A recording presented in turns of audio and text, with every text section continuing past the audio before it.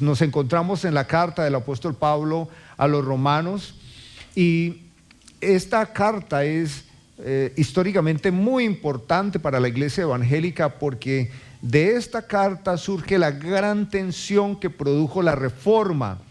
Ahora decimos que la Reforma la produjeron aproximadamente unos 5 o 6 hombres, pero debemos enfatizar y ser muy claros en que esta reforma la produce el Espíritu de Dios, porque es volver el corazón de la gente a Dios mismo, al Dios de las Escrituras. Es muy importante siempre recordar que nosotros adoramos lo que conocemos, que nosotros rendimos el corazón a lo que amamos. Jesús dijo: donde está vuestro tesoro, ahí está vuestro corazón. Algunos juzgarán que no es tan importante conocer doctrina ni a fondo las Escrituras. Estas personas están en un grave error y en un problema que los puede llevar a la idolatría, al paganismo. Adoramos al Dios que conocemos. Y si el Dios que conocemos no es el Dios que se ha dado a conocer en las Escrituras, estamos adorando a un Dios hecho a la medida de los hombres. Así que en el periodo de la Reforma lo que hace es que se inquieta el corazón de algunos monjes, de algunos hombres llamados por Dios acerca de ¿y cómo es esto de la salvación? ¿Cómo el hombre puede ser justificado delante de Dios? ¿El hombre pecador puede ser justificado delante de Dios sin las obras? ¿O acaso con las obras? Porque en aquella época lo que se entendía es que desde las obras, desde los actos de indulgencia, el hombre era justificado. Cada moneda, cada chilín, cada moneda, cada ofrenda que la gente colocaba a las arcas de la iglesia de Roma, era la oportunidad de que uno de sus parientes saltara un poquito más del purgatorio. Las indulgencias o los méritos o aquellas obras que pudiesen certificar en el hombre la gracia de Dios. Así que esa ha sido la gran discusión y la tensión y lo que vemos en el apóstol Pablo en la carta a los romanos. Él toma suficiente tiempo para explicar, aclarar y repetir, hermanos. Y uno se pregunta, ¿por qué insistir tanto en este tema de la salvación por medio de la fe? La salvación como una gracia o un regalo de Dios. ¿Por qué insistir? Por la profunda idolatría del hombre. Hay 3 aspectos que describen el corazón del hombre religioso.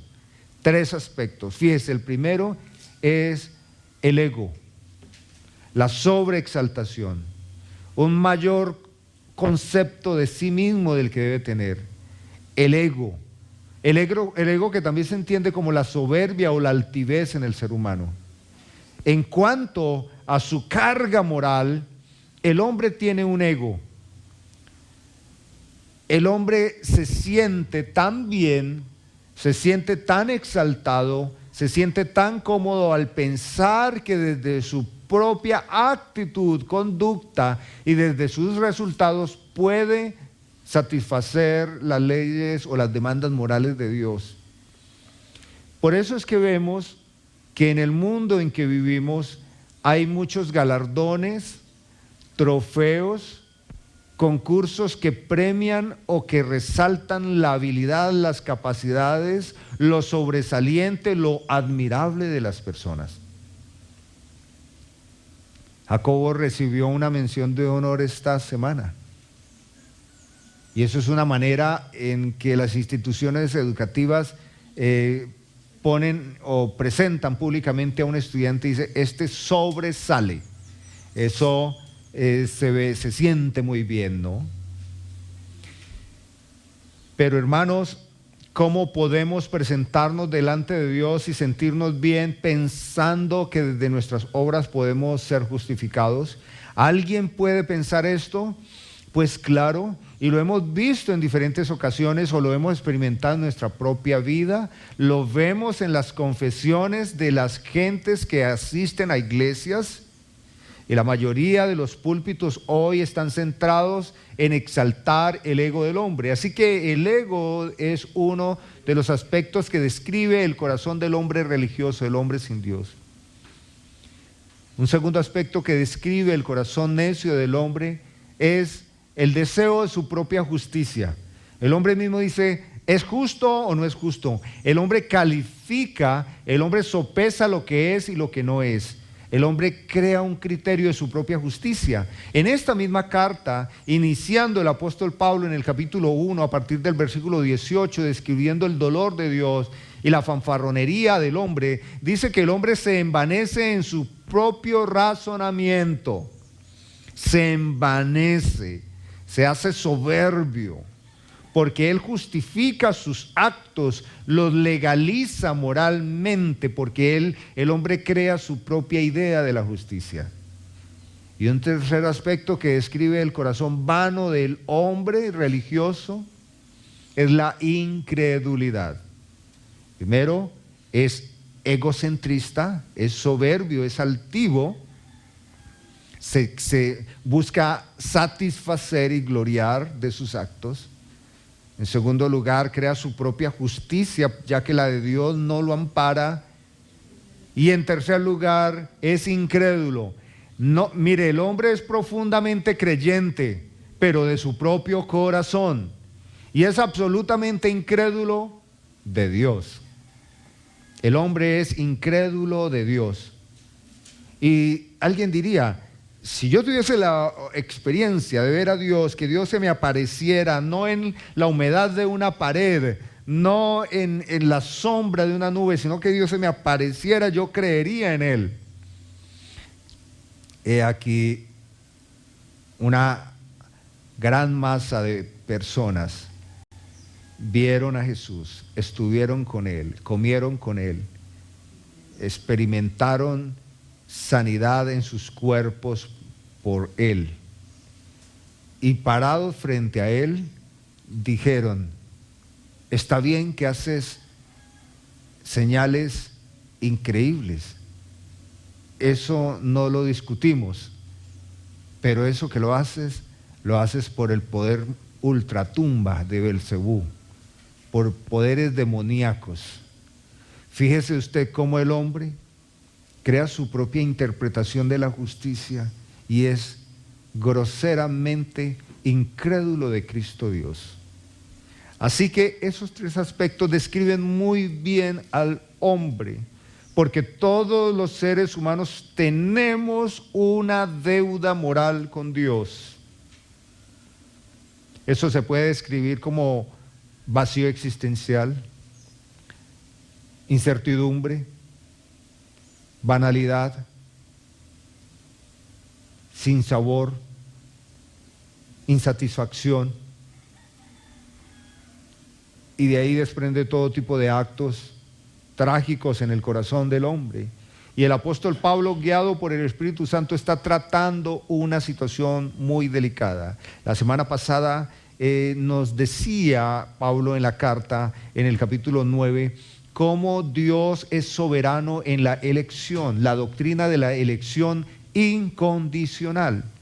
Y Pablo pone ejemplo el dolor de su corazón, que es su nación hebrea, y dice Pablo, llevando a la gente, a los judíos, a la historia de su nación, a Abraham, y mostrando la incapacidad, la impotencia de los seres humanos, también la practicidad de los seres humanos que meten la mano tratando de solucionar lo que aparentemente Dios no puede hacer o no hace a tiempo. Y dice el apóstol Pablo que la salvación, que es Dios, la elección que es de Dios, no tiene nada que ver con los esfuerzos o las obras humanas, y que Dios escoge ni porque alguien hace o no hace, no por la intención del ser humano. Dios ha elegido salvar, y esto no muestra en Dios ninguna canallada, hermanos. Por el contrario, lo que muestra es el poder del amor y la misericordia de Dios, que siendo aún pecadores, Cristo murió por nosotros. Porque Dios no tenía ni tiene obligación con nadie, ni nada, ni salvar al vil pecador, pero Él lo ha hecho. Y de una manera muy fuerte dice Pablo que si no fuera por la bondad de Dios escogiendo, eligiendo salvar pese a lo que somos, dice así. Como dijo Isaías, si el Señor de los ejércitos no nos hubiera dejado descendencia, hubiese elegido de entre la masa de pecadores. Como Sodoma habríamos venido a ser y a Gomorra seríamos semejantes. O sea, nadie se salvaría porque nadie busca a Dios. ¿Qué pues diremos? Que los gentiles que no iban tras la justicia han alcanzado la justicia o la justificación. Es decir, la justicia que es por medio de la fe. Mas Israel que iba tras una ley de justicia, en este caso la justicia propia, no la alcanzó. ¿Por qué? Porque iban tras ella no por fe, no mirando a Cristo el justo, el perfecto, sino como por las obras de la ley. Ellos mismos, yo puedo, yo lo logro, yo lo alcanzo. Pues tropezaron en la piedra de tropiezo, como está escrito. ¿Quién es esa piedra de tropiezo? Eso es un tipo de ¿quién? De Jesús. Se enfrentaron con ira a Cristo Dios y le dijeron, por las señales que hacen no te acusamos porque siendo hombre te haces Dios. He aquí pongo en Sión piedra de tropiezo y roca que hace caer, y el que creyere en él no será avergonzado. Con Jesús no hay que pelear, no hay que disputar con Cristo, a Él hay que creer y hay que correr a Él, porque al que a Él acude, Él no le echa fuera. Capítulo 10, hermanos, ciertamente el anhelo de mi corazón y mi oración a Dios por Israel es para salvación. Él reitera el anhelo, el deseo de su corazón de la salvación de su nación. Porque yo les doy testimonio de que tienen celo de Dios, pero no conforme a ciencia. Lo que está diciendo el apóstol Pablo es que él ora por esa nación que Jesús mismo describe como dura de cerviz, y que tienen celo, fíjese, y dice Dios con mayúscula, no Dios con minúscula, que tienen celo ¿de quién? Del Dios que se dio a conocer progresivamente a lo largo de la historia de la nación hebrea.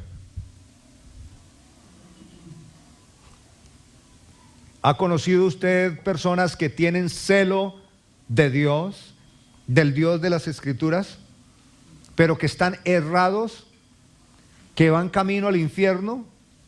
Eso pareciera ser imposible, inconsistente, pero lo dice Pablo que él da testimonio, o sea que él está como testigo de que esa era la condición de ellos. Yo les doy testimonio de que tienen celo de Dios, pero no conforme al conocimiento. Ciencia aquí es conocimiento, pero no conocimiento banal.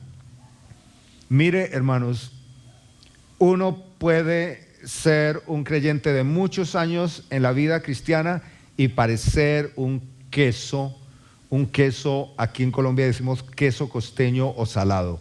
Ese queso de los dibujos animados que es una rodaja llena de agujeros. El problema de esa manera de comprender la vida cristiana llena de vacíos es que podemos tener una imagen distorsionada de Dios y del carácter mismo del Señor. Y eso repercute en cómo nosotros vivimos la fe, incluso cómo nos reunimos como iglesia. La falta de compromiso, pero de piedad, la manera ligera de vivir la fe cristiana y de adorar al Señor se relaciona de manera directa con una comprensión distorsionada o vaga de Dios mismo. Y eso tiene que ver con que puede haber un celo de Dios, o sea, puede haber una observancia, Puede que las personas digan, yo creo que Jesús es el Cristo, el Señor de mi vida. Yo creo que Dios me ha escogido. La persona puede tener ideas doctrinales, puede tener ideas, pero dentro de esas ideas doctrinales o doctrinas bíblicas puede ver insertado como en un sándwich en medio de verdades bíblicas, ideas erradas como esta, que desde nuestras propias ofrendas, virtudes, esfuerzos o actos, somos justificados.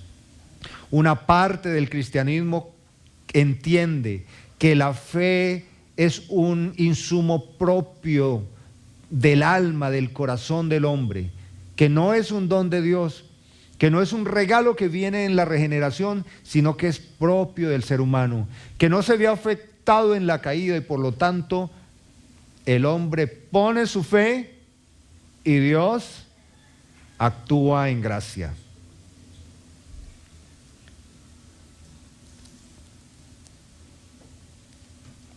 Tienen celo de Dios, pero no conforme a ciencia o no conforme al conocimiento del Dios de las Escrituras.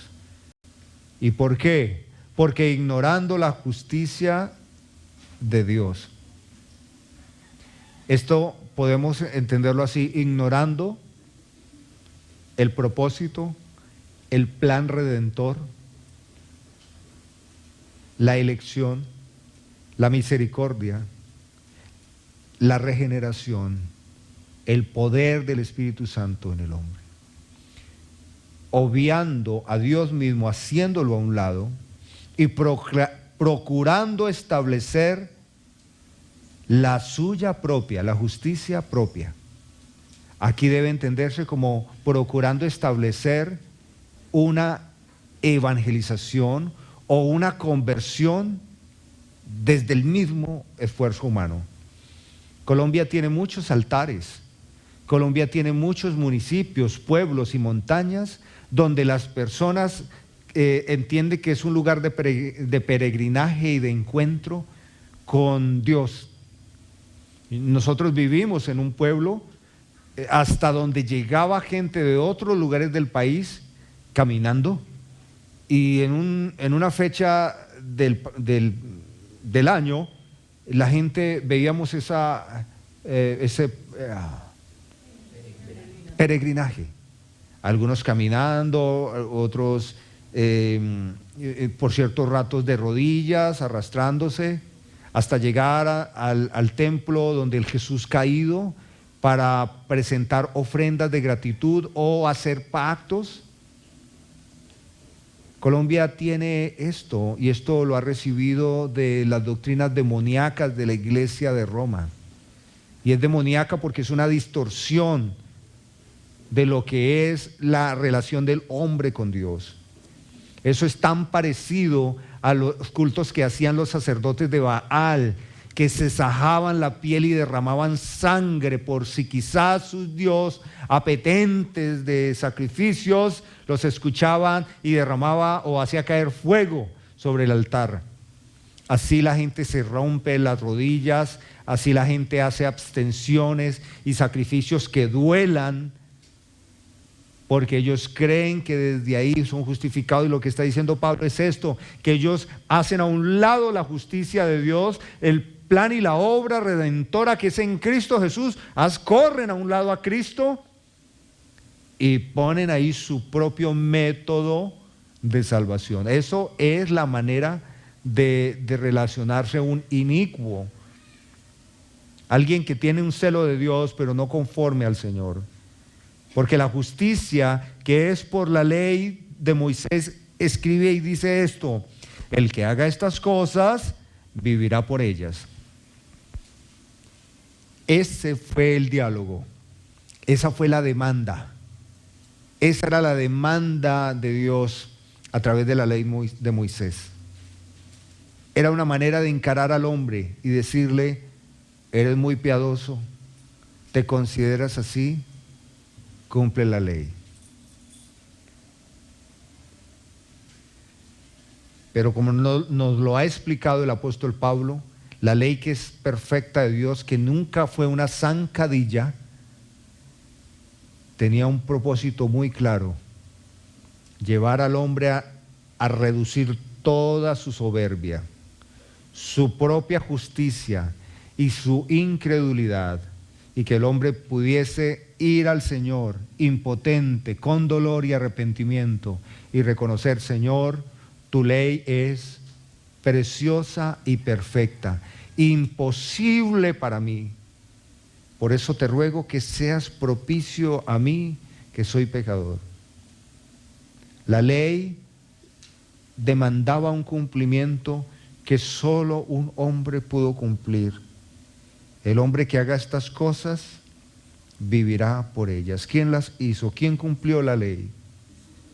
Por eso es que Jesús puede tomar nuestro lugar. Pero la justicia que es por la fe dice así. Entonces está contrastando dos justicias o dos demandas. La demanda de la ley perfecta de Dios, que tiene una moneda de pago. ¿Cuál es esa moneda de pago? Perfección moral. Que esa moneda no está en ninguno de nosotros, en Cristo. Pero de la justicia que es por la fe dice así: no digas en tu corazón, ¿quién subirá al cielo? Esto es para traer abajo a Cristo. ¿O quién descenderá al abismo? Esto es para hacer subir a Cristo de entre los muertos. Más que dice: cerca de ti está la palabra, en tu boca y en tu corazón. Esta es la palabra de fe que predicamos. ¿Qué está diciendo el apóstol Pablo acá? Que en cuanto a la justicia que es mediante la fe, el que ha creído genuinamente conforme a la fe en Cristo Jesús, no se estará preguntando: ¿y qué puedo hacer para ganar el favor de Dios? ¿Qué haré? ¿O qué me falta para heredar la vida eterna si todo lo he cumplido? ¿Qué peregrinaje haré? ¿Qué tipo de meditación, de sacrificio o de acto indulgente haré que me permita subir al cielo? ¿Qué será aquello extraordinario que pueda yo hacer que permitirá vencer en mí la misma muerte y la resurrección? Alguien que ha entendido que solo puede ser justificado mediante la fe en Cristo Jesús, en Cristo y solo en Cristo Jesús, no se preguntará: ¿y qué más me hace falta para heredar la vida eterna? Porque en primer lugar, nunca considerará que lo ha guardado todo, que lo ha cumplido todo. Vuelve otra vez el ejemplo del joven rico, ¿cierto? Este hombre estaba tan convencido de que él había cumplido toda la ley. Cómo el poder del engaño es tal que oscurece a la persona y le lleva a entender su propia justicia. Recuerda, les he dicho que hay tres aspectos que describe al hombre: su ego, su autoexaltación, su propia justicia. Y como termina este joven, se va arrastrando los pies, triste porque no fue más exaltado su ego. Porque quizás este joven lo que pensaba era que al ir adulando a Jesús como maestro bueno y contándole toda su experiencia de piedad, Jesús le diría: hombre, pero qué admirable, en ningún lugar he conocido a alguien como tú, me has dejado asombrado, haz parte de mi ministerio, pero no al lado de estos 12, aquí a mi lado. No hay nada más para ti. Tienes el reino ganado, te lo has ganado. Así me leí en estos días en Facebook que frente a la tragedia que ha pasado aquí en Colombia, una persona hizo una gran donación y alguien escribe ahí abajito acerca de esa persona tan generosa: no esperes más porque ya te ganaste el cielo. Ay, hermanos, qué manera tan diabólica de Satanás elevar el ego de una persona y reforzar una doctrina diabólica. Una persona que entiende su bancarrota, su incapacidad de regenerarse y de salvarse por sus propios medios, nunca considerará, bueno, ¿y cómo es que yo puedo llegar al cielo, ir al cielo? ¿Cómo es que puedo estar a tú con Cristo?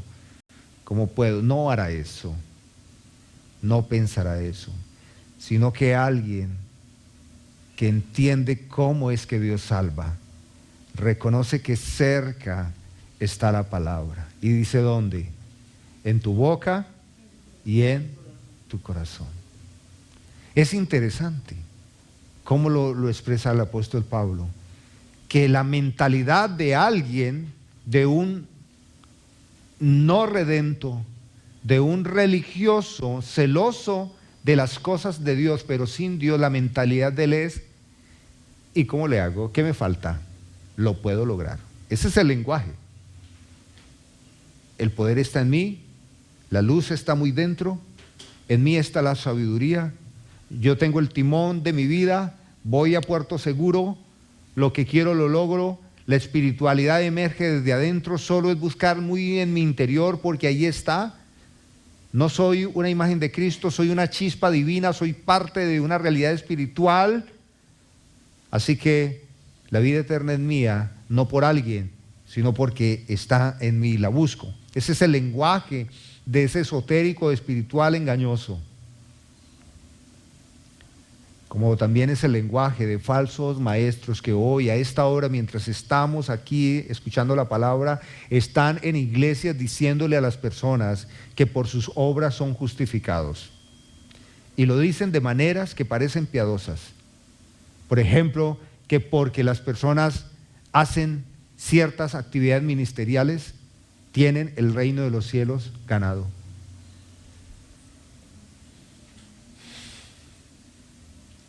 Habría muchas cosas que podría decir, pero ni vale la pena.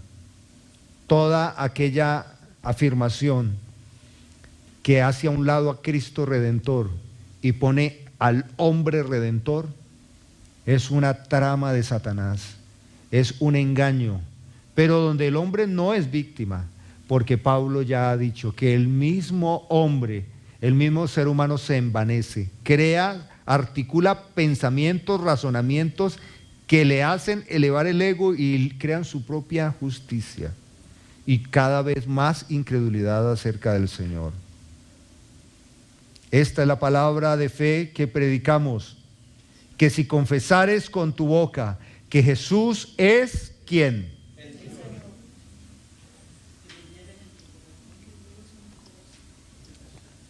Este tema doctrinal es de la salvación a alguien que está perdido. Pero la manera como Pablo habla del Salvador es usando la palabra Señor. Y Señor en las Escrituras no es una manera cordial de expresarse con alguien, sino es una forma única de reconocer la máxima autoridad.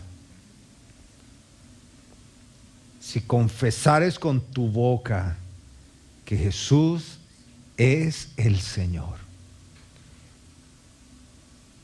Y los que tienen celo de Dios, pero no conforme al conocimiento de Dios, están de acuerdo que Jesús es Salvador. Hoy sentados en lugares, en templos, espero que aquí no, hay personas que están de acuerdo que Jesús sea su Salvador, pero no su Señor. Porque las implicaciones de que Jesús sea el Señor tiene que desbaratar nuestro ego y nuestra autonomía, la que creemos que tenemos. Tiene que poner nuestra exaltación y ponerla al Señor, rendirla al Señor. Esto siempre debemos recordarnos.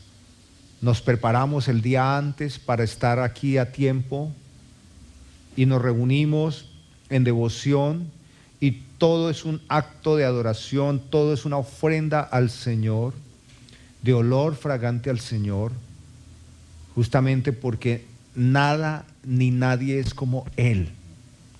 No hay muchos señores en la tierra, no hay muchos dioses, ellos nada son. La comprensión y la aceptación de que Jesús es el Señor está estrechamente ligado con nuestra salvación y con la certeza de que hemos sido unidos a Él, porque ya no nos relacionamos con Él de forma ambigua, ni como tú a tú. No, Él es nuestro Señor.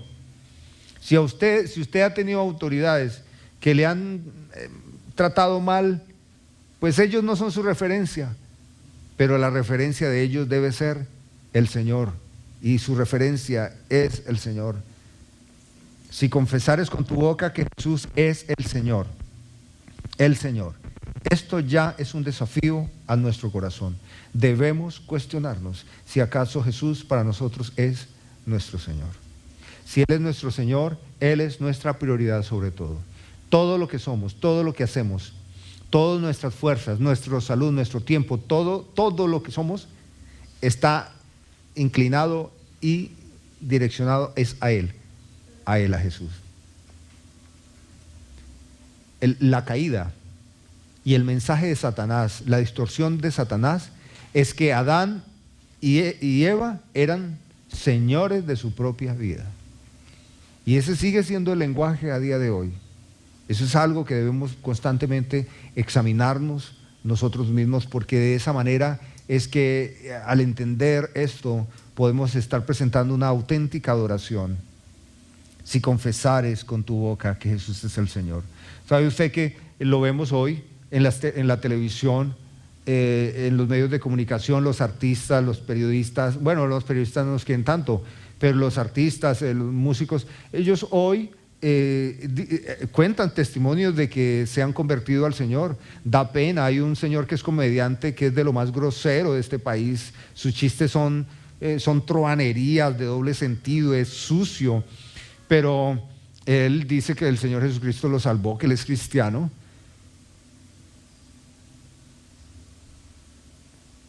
Como Santiago mismo dice, confrontando cómo de una misma fuente puede salir agua dulce y agua amarga, cómo puede de una boca salir exaltación a Dios y maldad.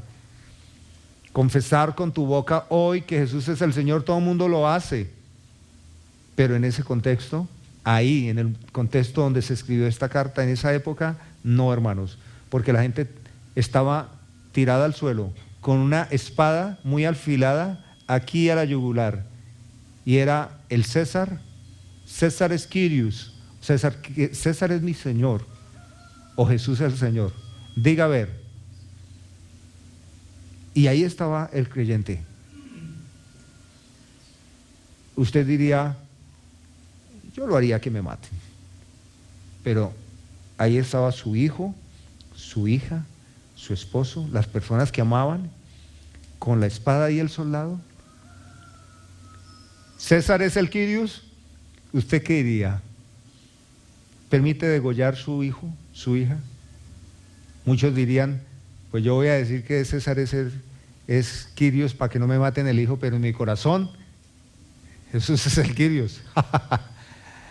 No, hermanos.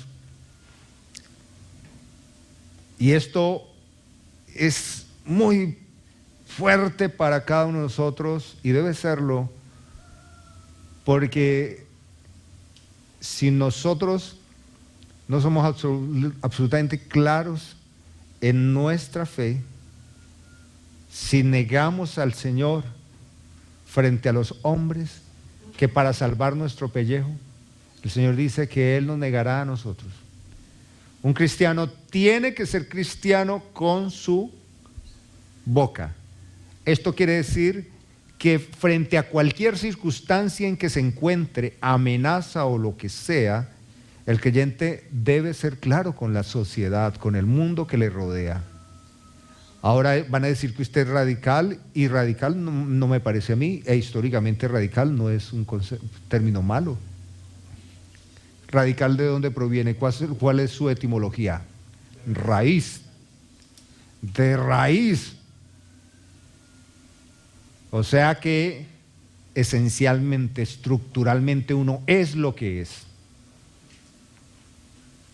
fanático, intolerante. Pero las personas que desprecian a Dios pueden burlar de Dios, pueden menoscabar el nombre de Cristo, pueden vituperar, y ahí no hay nada, ahí hay chiste. Hay libertad de expresión, ¿cierto? Pero hermanos, yo creo que como las escrituras se van cumpliendo y el mundo va de mal en peor y la iglesia de vez en cuando es arrinconada y maltratada y perseguida, esos han sido los mejores escenarios para que se haga evidente el fervor y el corazón entregado de un creyente.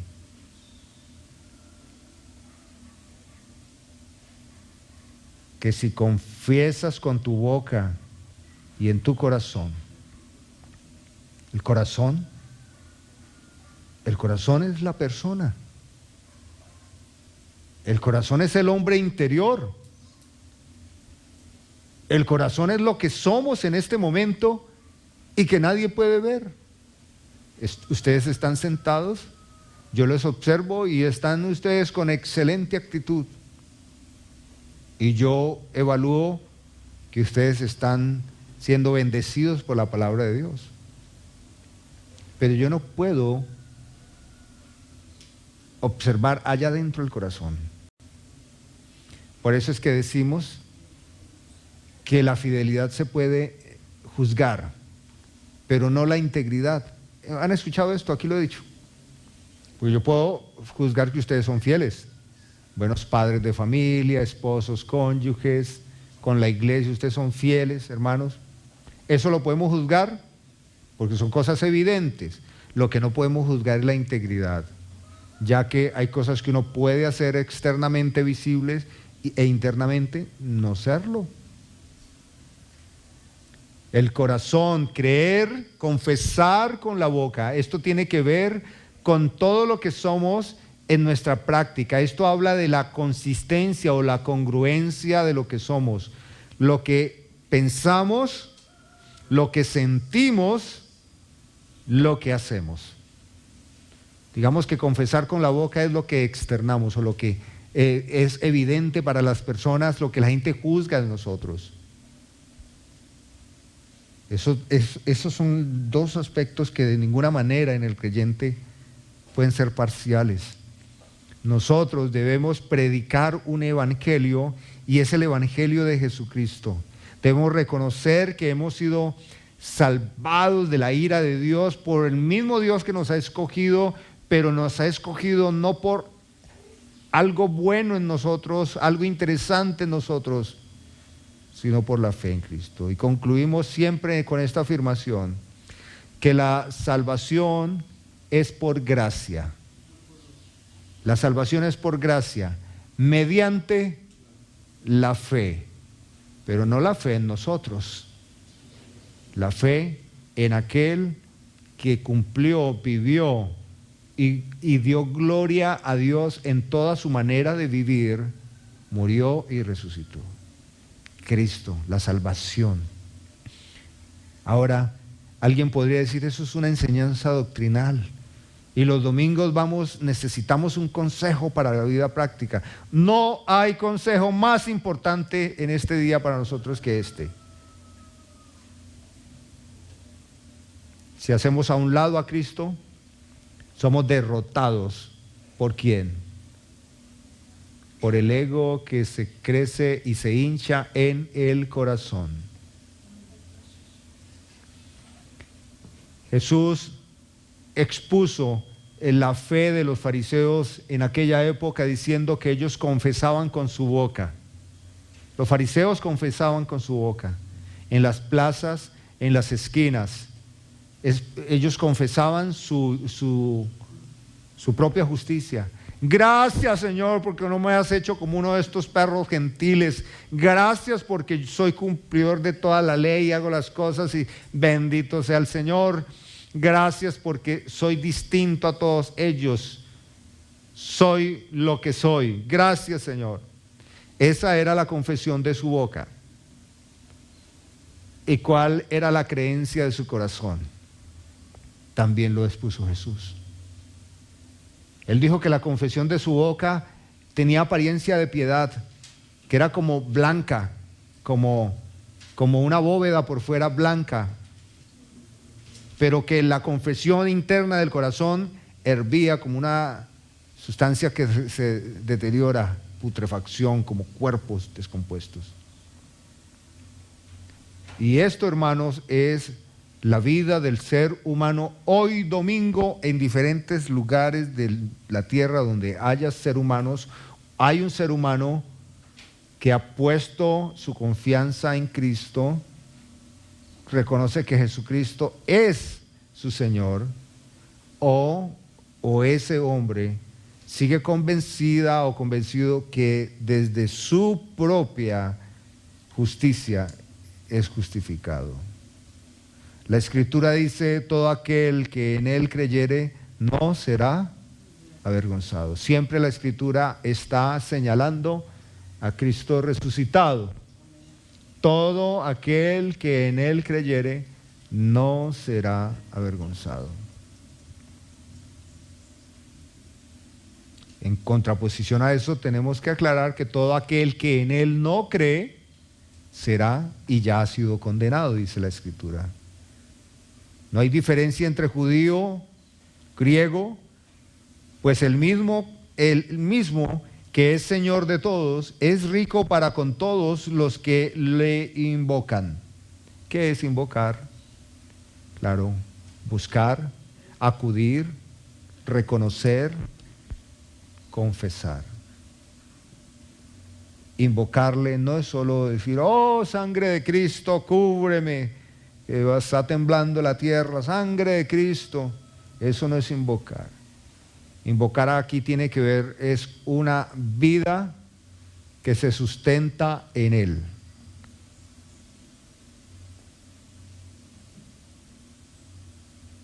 Todo aquel que invoque el nombre del Señor será salvo. Alguien dice: yo voy a invocar el nombre del Señor cuando esté en cuidados intensivos, cuando esté en las últimas. Dios es tan bueno conmigo que en el último momento lo voy a invocar y Él me va a dar su mano. No crea eso. Si alguien está pensando de eso, eso no es invocar. No es invocar. Los demonios invocaron a Cristo, reconocieron a Cristo. ¿Qué tienes contra nosotros, Hijo del Dios viviente? ¿Qué tienes? Ellos invocaron, reconocieron. Así que por decir que Jesús es Cristo, nadie tiene la vida. Invocar es arrepentir, reconocer, habitar, ser unido con Él y que Él es el Señor. Así que, hermanos, lo que nos está reiterando el apóstol Pablo, que es una repetición constante en esta carta: Dios está llamando, Dios está salvando, pero hay unos que no son salvos. Ellos no ven a Cristo como su Señor. Ellos se ven a sí mismos como sus propios salvadores.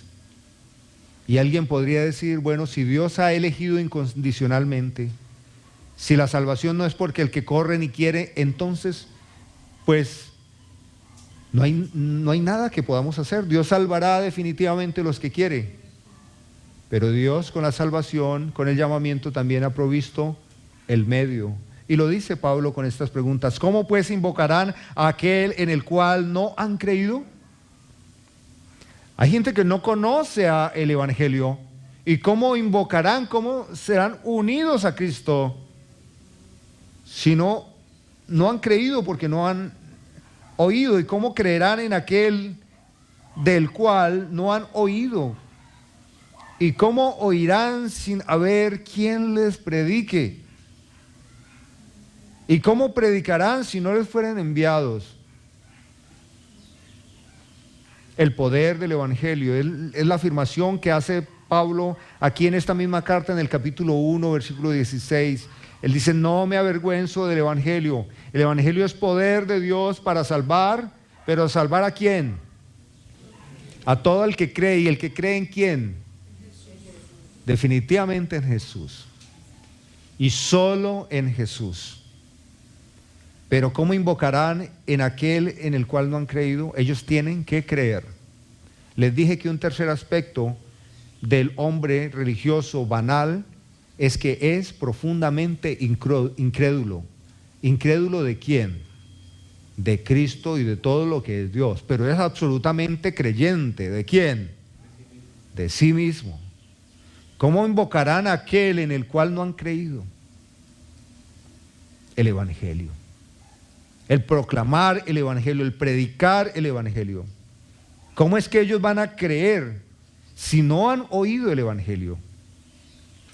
¿Y cómo hacemos para que escuchen el Evangelio si no enviamos? Ahora, todos hemos sido comisionados. No puede ningún creyente decir, no es mi llamado, no es mi ministerio.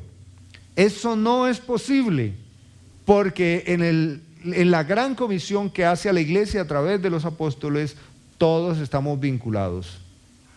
Todos somos llamados a predicar el Evangelio. Ahora hay personas que les cuesta mucho predicar el Evangelio, porque tienen mucha pena. Dicen, mire, antes de que el Señor me llamara, yo fui una mala persona.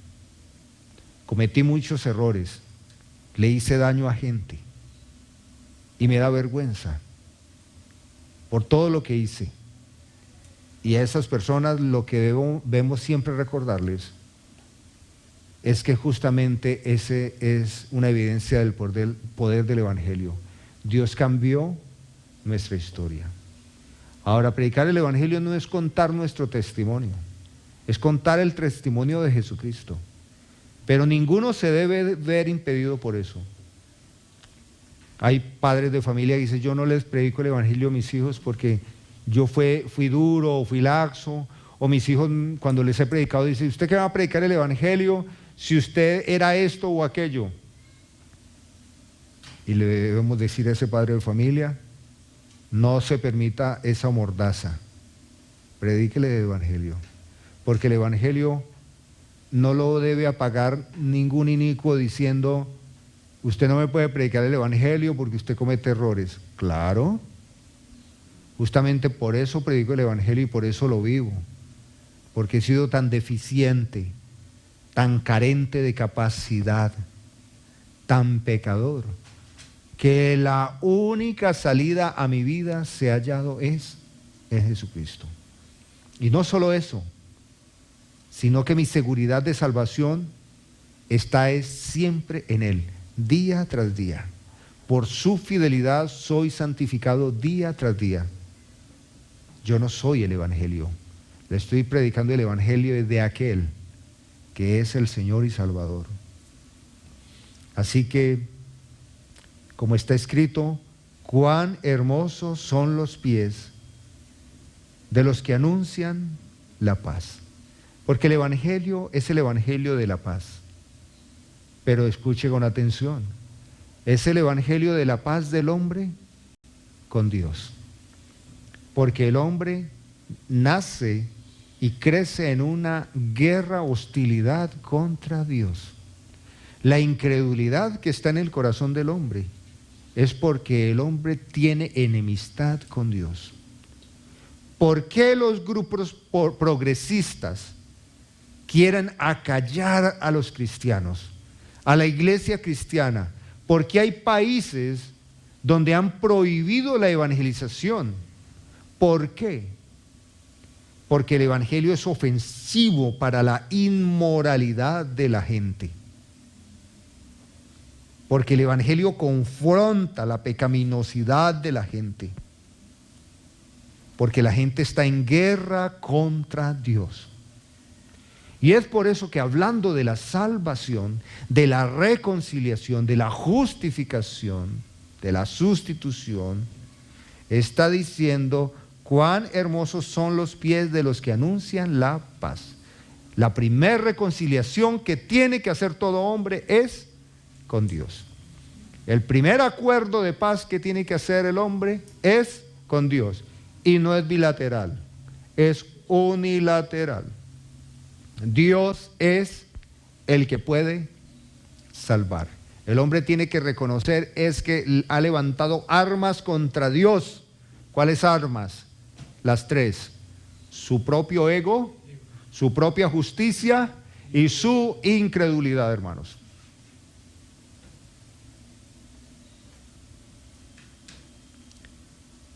Cuán hermosos son los pies de los que anuncian la paz. Ya dije que ese es el pedicure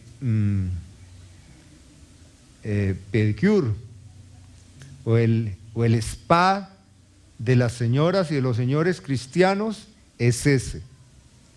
Cuán preciosos son los pies de los que anuncian la paz. Y yo les digo que los pies que yo he conocido de los misioneros humanamente son feitos, pero para Dios son preciosos, hermanos. Los que van, los que comunican el evangelio, de los que anuncian la buena noticia. Y sin embargo, Pablo quiere concluir que el hermano no sienta frustración por la respuesta del hombre frente al evangelio. Mas no todos obedecieron al evangelio. No porque predicamos el evangelio, la gente va a responder. La gente no va a responder. El hombre natural no discierne las cosas espirituales, ni le interesa, no le halla provecho. No todos obedecieron al evangelio, pues Isaías dice: Señor, ¿quién ha creído a nuestro anuncio? Esta no es una pregunta sencilla, es una pregunta impotente. Señor, ¿cómo es que hemos predicado? Usted recuerda el reclamo tan duro que le hace Jeremías a Dios. Señor, estoy aburrido, estoy desalentado, me he alejado de los malos, de los pillos, y me he quedado solo. Por causa de ti sufro afrenta. He comido tus palabras, he digerido tus palabras, he vivido según tu palabra, y he sido acusado, maltratado, deteriorado. Por causa de ti sufro afrenta. Y dice, y continúa Jeremías expresándole a Dios toda su tristeza y su frustración, como si él dijera: Señor, ¿quién ha oído al anuncio profético? Y sin embargo Dios le dice a Jeremías: hombre, no es que estás exagerando tus sentimientos, estás pecando. Si te arrepientes, yo te restauraré y delante de mí estarás. Te pondré por este pueblo como un muro fortificado de bronce. Serás como mi boca. Pelearán contra ti y no te destruirán, porque yo estaré contigo para guardarte y defenderse. Y pone el sello de Dios, dice el Señor de los ejércitos. Porque todo creyente que anuncia las buenas nuevas y la paz debe no quedarse en la frustración. Le he predicado a la familia, le he predicado a los amigos, le he predicado a los vecinos, no escuchan el evangelio, menosprecian el evangelio, no van a la iglesia, nunca me aceptan una invitación. Y, Señor, ¿quién ha prestado atención? ¿Quién ha aceptado? ¿Quién ha creído a nuestro anuncio? ¿Quién? Pues ahí se hace evidente el poder salvador de Dios, la elección incondicional. Así que la fe es por el oír. ¿Y el oír de qué? Nunca de los fanfarrones que vemos hoy. Como alguien que nació y crecí en un hogar cristiano y de ver los cambios en la iglesia local, yo pude notar el cambio en el corazón de los hermanos en la iglesia. Los hermanos se fueron aburriendo de los pastores que predicaban la palabra seria y decorosa, respetuosamente.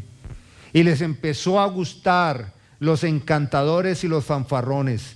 Yo mismo he escuchado familiares que decían: qué chévere tal predicador, eso nos reímos, es tan divertido, pero aquel pastor tan aburrido. Yo escuchaba eso. Como las invitaciones a las campañas evangelistas ya era el pastor divertido, chistoso, fanfarrón, mentiroso, que hablaba de milagros y cosas, y rápidamente la iglesia fue perdiendo el criterio de lo sacro al chiste, a lo vulgar, al punto que hoy tiene más credibilidad para la gente en las iglesias el artista recién convertido, el reggaetonero que salió de un mundo de maldad y que nunca ha dicho a la gente, perdónenme por todo el daño que le hice. Nunca lo han hecho, ¿no? Pero ellos son las autoridades bien recibidas con todos sus chistes y sus banalidades. Y no lo que dice Pablo, que la salvación y el evangelio tiene esta manera, que la fe como vehículo, como la mano que se levanta para recibir la salvación de la gracia de Dios, es por el oír, pero no de cualquier cosa, no de cualquier tema. Es el oír de la palabra de Dios. Es la palabra de Dios. Esto no es tan divertido, no es emocionante, no es interesante, sino justamente lo contrario. Cuando la palabra de Dios ha penetrado lo profundo del corazón, la gente no se ríe, la gente llora, la gente es quebrantada, compungida de corazón. Porque lo primero que hace la palabra de Dios es que abre el corazón y hace supurar todo el dolor y todo lo que está ahí sucio. Antes bien, por toda la tierra ha salido la voz de ellos, y hasta los confines de la tierra su palabra. También dijo, no ha conocido esto Israel. Primeramente Moisés dice, y os provocaré a celo con un pueblo que no es pueblo, con pueblo insensato os provocaré a ira. E Israel dice resueltamente, fui hallado de los que no me buscaban. Isaías dice resueltamente, fui hallado de los que no me buscaban. Me manifesté a los que no preguntaban por mí. Pero acerca de los envanecidos con su propia justicia e incrédulos, pero acerca de Israel dice, todo el día extendí mis manos, ¿a quién? A un pueblo rebelde y contradictor. Todo el día. Y hoy domingo, Dios está extendiendo sus manos a un mundo rebelde y contradictor. Es contradictor que Dios esté salvando, llamando, estirando su misericordia día con día, y la persona diga, no, yo puedo. Rebelde y contradictor. ¿A usted ha visto un rebelde y contradictor como un niño? Esos niños pequeñitos, rebeldes, contradictores, que no pueden resolver esto y se revuelcan y patalean y le gritan a sus papás y dicen, es que yo puedo. Y el papá le dice, hijo, no lo vas a poder, ven te ayudo. Yo puedo.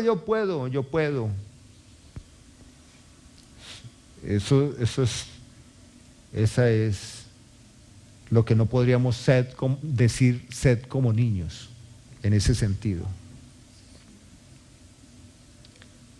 La salvación es por gracia, es un regalo de Dios, por medio de la fe. Efesios capítulo 2 dice, y esa fe no es de vosotros, es un don de Dios, para que nadie se gloríe. Nadie se gloríe. Entonces, ¿qué paradójico es esto? Que lo que no se puede pagar lo recibamos gratis. Y que lo que es gratis y está ahí, dice que Dios todo el día extendió sus manos para los hebreos, que ellos son una figura de una pequeña imagen de todo el mundo. Lo que no se puede pagar lo ha dado Dios gratis, y lo que es gratis el hombre no lo quiere recibir, lo quiere comprar con lo que no puede pagar. Eso solo describe la soberbia del hombre, su propia justicia y su incredulidad. Padre, en esta mañana nos rendimos y reconocemos que Jesús es el Señor de nuestras vidas, que hemos sido llamados por ti, movidos por tu misericordia,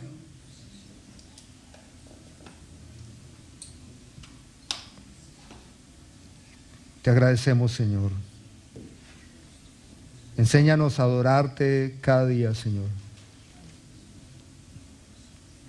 Adorarte como esta mujer que estaba lavando tus pies, Señor, secándolos con su cabello.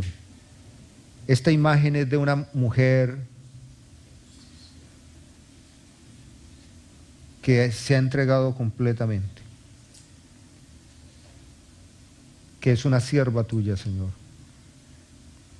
Esta enseñanza es espiritual y no carnal, Señor. Por lo tanto, solo la puede enriquecer en nuestro corazón tu Espíritu Santo. Solo tú, Señor, puedes traer tanta claridad, convicción y una humilde adoración en nuestro corazón. Señor, no teníamos cómo pagar la salvación. Solo éramos unos altivos, injustos, incrédulos, paganos. Gracias, Señor.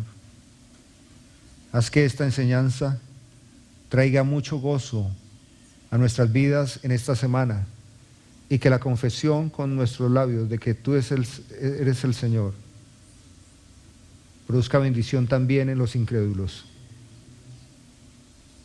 para que nuestros pies se hermoseen anunciando el Evangelio de la paz. Cristo Jesús oramos. Amén.